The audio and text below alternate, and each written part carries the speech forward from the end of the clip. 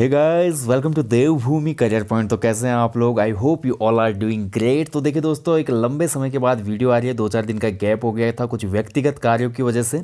तो फिर से जो हमारी टेस्ट सीरीज चल रही थी चैनल पे, उनको कंटिन्यू करते हैं दोस्तों। आज देखेंगे Uttarakhand GK test series part 84। तो नए लोग जो भी आज इस वीडियो को देख रहे हैं दोस्तों, देखिए हमने आपकी सुविधा के लिए, आपके ग्रुप सी एग्जाम की प्रिपरेशन के लिए निःशुल्क यहाँ पे टेस्ट सीरीज शुरू की है, जिसमें हम उत्तराखंड जीके टेस्ट सीरीज, सामान्य अध्ययन टेस्ट सीरीज, सामान्य हिंदी टेस्ट सीरीज और इसके साथ साथ कंप्यूटर की टेस्ट सीरीज देते हैं दोस्तों। तो यूके ट्रिपल एससी के नवीनतम पैटर्न पर आधारित ये सभी टेस्ट सीरीजें होती हैं, तो आपने इनको फॉलो करना है। और देखिए 84 टेस्ट सीरीज हो चुकी है। हर टेस्ट सीरीज में मैं 20 क्वेश्चन देता हूँ, तो आप 84 इंटू 20 कर सकते हैं, यानी कि 8 दूना 1600 से ज़्यादा क्वेश्चन अभी तक मैं आपको करवा चुका हूँ दोस्तों। तो अगर आप अच्छे से इस सीरीज़ को फॉलो करते हैं, इन टेस्ट सीरीज़ों को फॉलो करते हैं, तो इसका 101% बेनिफिट आपको अपकमिंग एग्जाम में मिलेगा। तो चलिए आज का देखते हैं टेस्ट। इसमें भी अच्छे अच्छे क्वेश्चन है। पहला क्वेश्चन है, चंद काल में घराटों से लिए जाने वाला टैक्स कौन सा था? तो देखिए, जब हम चंद काल पढ़ते हैं या चंद वंश का इतिहास पढ़ते हैं, वहाँ पे हम देखते हैं चंद शासन काल में नाना प्रकार के टैक्सेस थे। नाना प्रकार यानी कि बहुत से प्रकार के वहाँ पे टैक्स लगाए थे चंद शासकों ने प्रजा पर। बहुत ज़्यादा बर्डन था प्रजा पर टैक्सेस का। और देखिए घराट जो होता था, पंचक्की को बोलते हैं, ठीक है, उत्तराखंड में घराट, पंचक्की जो होती है उसको घराट बोला जाता है। वाटर मिल्स, पंचक्की।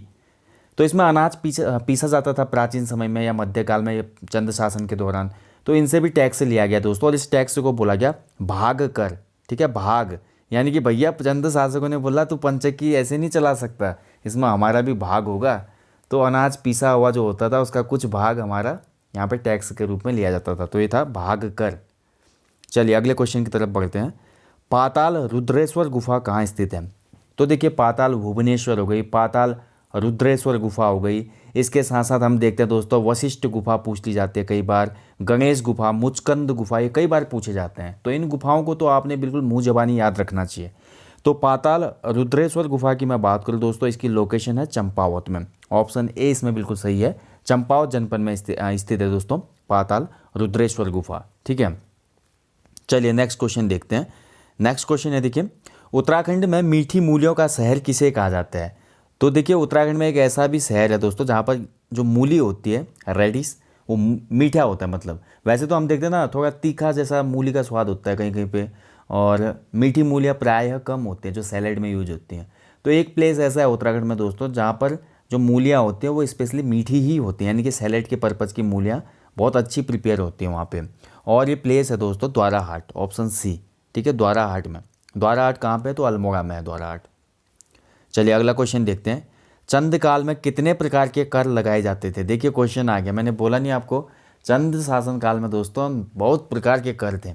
जनता को बहुत ज़्यादा परेशानी हो गई थी। ठीक है, बहुत से राइटरों ने लिखा भी है उस समय, चंद शासन काल में इतने कर थे कि उनका मतलब बोला जाए तो राजा का कहीं ना कहीं जो धर्म था, एक बोलते हैं ना एक धर्म राज्य या राम राज्य की जो कल्पना थी, वो कहीं ना कहीं यहाँ पे खत्म हो चुकी थी। कत्यूरी शासनकाल जबकि गोल्डन ईरा बोला जाता है उत्तराखंड का, बहुत अच्छा वहाँ पे राजकाज चल रहा था। चंद शासन में ऐसा हो गया। गोरखाओं ने तो फिर और आके इससे भी ज़्यादा बवंडर कर दिया, उन्होंने तो कुछ और नए नए टैक्सेज यहाँ पे लगा दिए। तो चंद शासन काल में एक लाइन थी दोस्तों, 36 रकम 32 कलम। ठीक है, 36 रकम 32 कलम, कुछ ऐसे एक लाइन थी। तो 36 रकम, रकम का मतलब ही होता है टैक्स, यानी कि चंद शासन काल में कुल मिलाकर छोटे मोटे या मुख्यतः 36 कर थे। इसके अलावा भी बहुत से टैक्स थे। घोड़े पालने के लिए घोड़ियालो टैक्स था, कुत्तों की देखभाल के लिए राजा के जो कुत्ते होंगे उसके लिए भी प्रजा से पैसे लिए जाते थे, कुकुरियालो टैक्स था। इस तरह के ऐसे प्रकार के हास्यास्पद उस समय टैक्सेस थे उत्तराखंड की धरती में। तो पता चलता है कि जनता पे कितना बोझ रहा होगा दोस्तों। ठीक है, तो 36 प्रकार के टैक्सेस थे चंद शासनकाल में। बढ़ते हैं अगले क्वेश्चन की तरफ। करंट अफेयर का क्वेश्चन है, बहुत महत्वपूर्ण है। उत्तराखंड के वर्तमान पुलिस महानिदेशक कौन है? तो देखिए हाल में ही आपने पढ़ा होगा न्यूज़पेपर, इसलिए मैं आपको बोलता हूँ डेली। काफ़ी करंट अफेयर्स ऐसे होते हैं जो वहाँ से कवर हो जाते हैं। तो वर्तमान समय में उत्तराखंड के महानिदेशक बने, देखिए हाल में ही कौन बने हैं? अशोक कुमार। ठीक है, तो अशोक कुमार एक हमारे उत्तराखंड राज्य के नए डीजीपी बन गए हैं। डायरेक्टर जनरल ऑफ पुलिस बोलते हैं, डीजीपी पुलिस महानिदेशक सबसे बड़ा पद होता है राज्य में। ठीक है, आईपीएस कैडर के ये अधिकारी होते हैं टॉप लेवल के। तो अभी तक हमारे जो डीजीपी थे उत्तराखंड के वो अनिल कुमार रतोड़ी जी थे, AK रतोड़ी जी। इनका चार्ज लिया है अभी अशोक कुमार जी ने, यानी कि वर्तमान में अब अशोक कुमार हमारे डीजीपी हैं। ठीक है, करंट अफेयर का महत्वपूर्ण क्वेश्चन है, बनेगा आगामी परीक्षाओं में। चलिए अगला क्वेश्चन है, देखिए दोस्तों, दरबार साहिब किस जनपद में स्थित है? तो जो हमारा दरबार साहिब है वो कहाँ पे लोकेटेड है? ठीक है, तो दरबार साहिब देखिए हम पढ़ते हैं उत्तराखंड की हिस्ट्री जब हम पढ़ते हैं दोस्तों, फतेहपति शाह का टाइम पीरियड हम पढ़ते हैं पंवार वंश में, तो वहाँ पे हम देखते हैं दोस्तों गुरु राम राय का आगमन होता है देहरादून में, उनको गांव दान में दिए जाते हैं, झंडा मेला उन्हीं की स्मृति में शुरू होता है, बहुत सी चीज़ें थी। तो यहीं पर जो सबसे पहले हमारा गुरुद्वारा बना उसी को दरबार साहिब कहा जाता है। ठीक है, तो लोकेशन कहाँ पे हो जाएगी? देहरादून में। ठीक है, चलिए बढ़ते हैं अगले क्वेश्चन की तरफ। जिंगराली दर्रा किस जनपद में स्थित है? तो देखिए महत्वपूर्ण है जिंगराली दर्रा। देखिए दोस्तों आप हमारी एप्लीकेशन भी डाउनलोड कर सकते हैं, गूगल प्ले स्टोर पे हमारी एप्लीकेशन है जहाँ पे आपको टेस्ट सीरीज और बहुत सी चीज़ें मिलती हैं। तो गूगल प्ले स्टोर से हमारी एप्लीकेशन को डाउनलोड कर लें। एप्लीकेशन को डाउनलोड करने का लिंक इस वीडियो के डिस्क्रिप्शन बॉक्स में है। तो आते हैं क्वेश्चन पे जिंगराली दर्रा। तो जिंगराली दर्रा दोस्तों ये लोकेटेड है चमोली जनपद में। ठीक है, ऑप्शन बी इसमें सही उत्तर है, चमोली। आपने एक हमारी धार्मिक यात्रा सुना होगा दोस्तों, उत्तराखंड की एक प्रमुख धार्मिक यात्रा है नंदा राजजात यात्रा, एशिया की भी सबसे लंबी धार्मिक यात्रा मानी जाती है 280 किलोमीटर की। तो उस धार्मिक यात्रा के दौरान जब धार्मिक यात्रा खत्म ही होने वाली होती है उससे पहले ये कठिन और दुर्गम पड़ाव आता है जिंगराली दर्रा। ठीक है, जो कि चमोली में है। तो जब हम डिटेल में पढ़ते हैं उत्तराखंड इतिहास, जो प्रमुख देव यात्राएं धार्मिक यात्राएं मैंने आपको उत्तराखंड के कोर्स में पढ़ा है। ठीक है, जो हमारा कोर्स चल रहा है एप्लीकेशन पे, वहाँ पे मैंने आपको पढ़ाया जो उत्तराखंड की देव यात्राएं कैसे यात्रा जाती है, क्या क्या चीज़ें इसमें होती हैं। तो उसी बीच में आता है जिंगराली दर्रा या जिंगराली पास। निम्नलिखित में से आषाढ़ी कौतिक किस मेले को कहा जाता है? तो कौन सा मेला उत्तराखंड में आषाढ़ी कौतिक क्या लाता है? तो आषाढ़ी कौतिक के नाम से फेमस है दोस्तों बग्वाल मेला। बग्वाल मेला, इसमें पाषाण युद्ध इस मेले का प्रमुख आकर्षण है। देवी धुरा चंपावत में यह मेला आयोजित होता है दोस्तों। ठीक है, आषाढ़ी कौतिक इसको बोला था। रक्षाबंधन के दिन ये स्पेशली आयोजित होता है, रक्षाबंधन के दिन। ठीक है, देवी धुरा में। चलिए बढ़ते हैं अगले क्वेश्चन की तरफ। भोटिया जनजाति में आभूषण को क्या कहा जाता है? तो भोटिया जनजाति में जो आभूषण होते हैं, ऑर्नामेंट्स होते हैं दोस्तों, इनको सालीपुली कहा जाता है। ऑप्शन सी इसमें सही हो जाएगा। वैसे यहाँ पे जितने भी दिए गए ऑप्शन वो आभूषण ही हैं, लेकिन भोटिया जनजाति की स्पेशली बात हो रही तो सालीपुली कहा जाता है। ठीक है, ऑप्शन सी। चलिए बढ़ते अगले क्वेश्चन की तरफ। जोलीकोट में कुमाऊं गवर्नमेंट गार्डन की स्थापना किस वर्ष हुई थी? तो देखिए कुमाऊं गवर्नमेंट गार्डन मैंने आपको यूट्यूब में भी फ्री में एक कोर्स दिया हुआ है, ब्रिटिश कुमाऊं गढ़वाल दोस्तों। वहाँ पे हमने पढ़ा था अच्छे से, उद्यान विकास वाला जो चैप्टर है वहाँ पे आप देख सकते हैं। प्लेलिस्ट बनी है चैनल पे, आप देख सकते हैं उत्तराखंड में ब्रिटिश कुमाऊं गढ़वाल। तो कुमाऊं गवर्नमेंट गार्डन जो कि जोलीकोट नैनीताल के निकट है, जोलीकोट वहाँ पे स्थापित हुआ था 1909 में। ऑप्शन बी इसमें सही आंसर है, 1909। चलिए नेक्स्ट क्वेश्चन देखते हैं।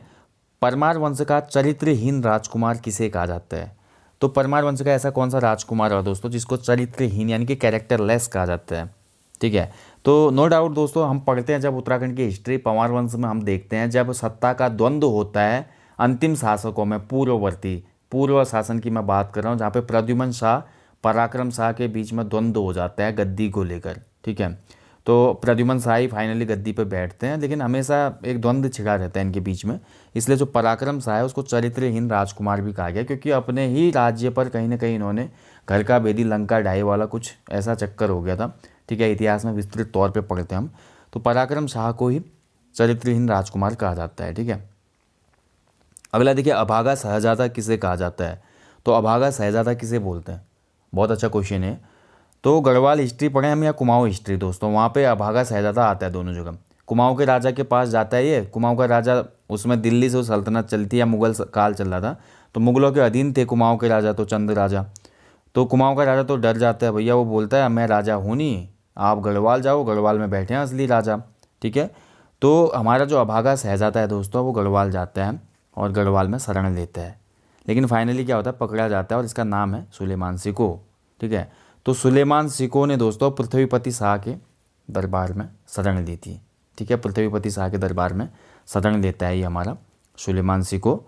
लेकिन दोस्तों फिर क्या होता है, फाइनली यहाँ पे पकड़ में आ जाता है, अंदर कुछ भीतर घात हो जाता है जिस वजह से पकड़ में आ जाता है हमारा सुलेमान सिको, और इसके बाद सुलेमान सिको को मार देता है औरंगज़ेब, और यहाँ पर इसीलिए इसको अभागा शहजादा कहा जाता है।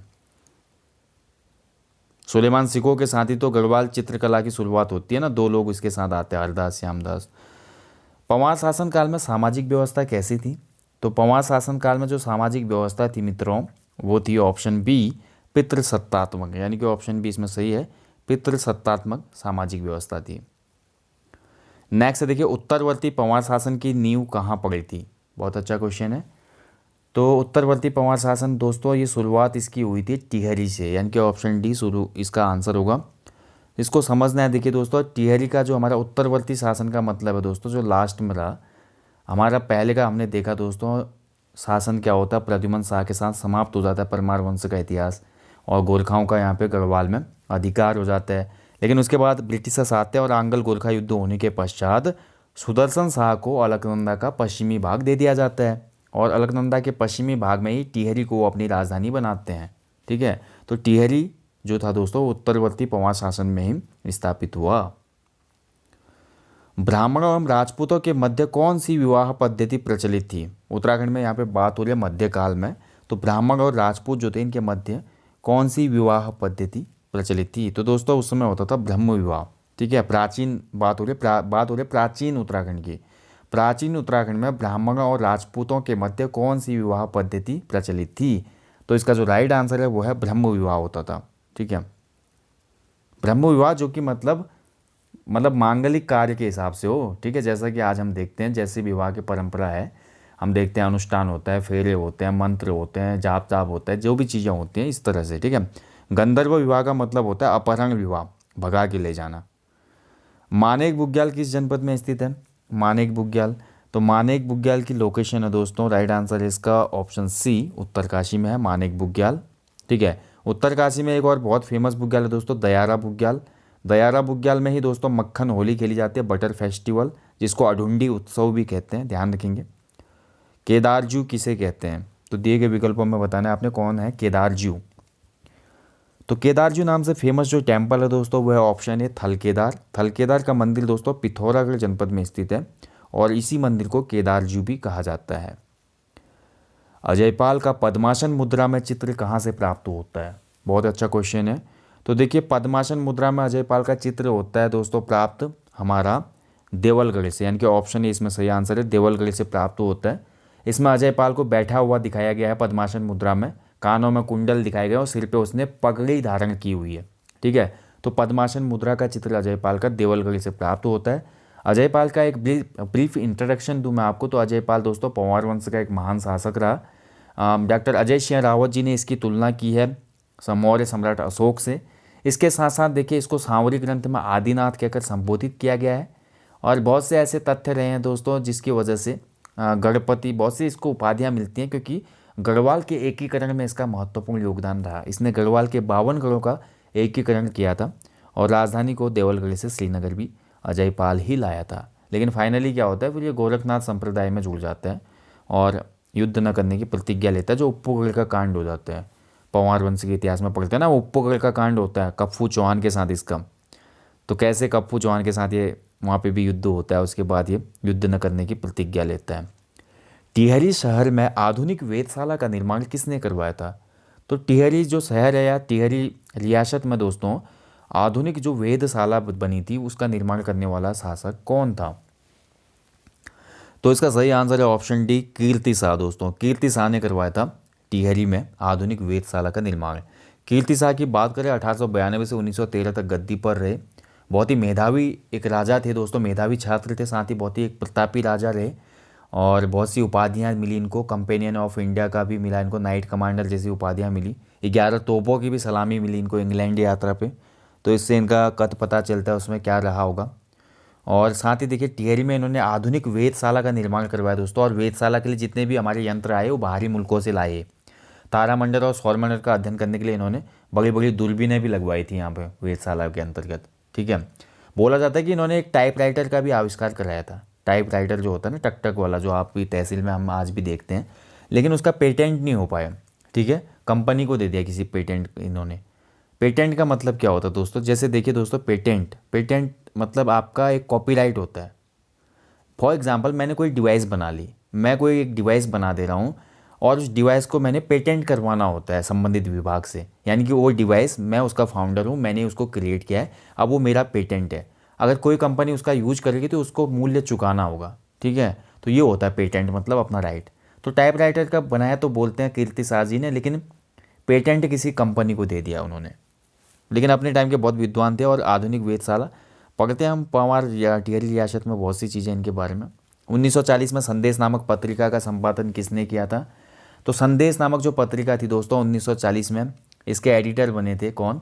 हरिराम मिश्र चंचल, यानी कि ऑप्शन ही सही आंसर इसमें, हरिराम मिश्र चंचल ने इसका संपादन किया था, संदेश। अब संदेश से ही सिमिलर एक नेम आता है दोस्तों, गणदेश। ये भी पूछा जा चुका है पूर्व किसी एग्जाम में, गणदेश। तो गणदेश नामक जो पत्रिका थी, गणदेश पत्रिका 1928 में पब्लिश हुई थी दोस्तों, 1928 में, और इसके संपादक थे कृपाराम मिश्र मनहर।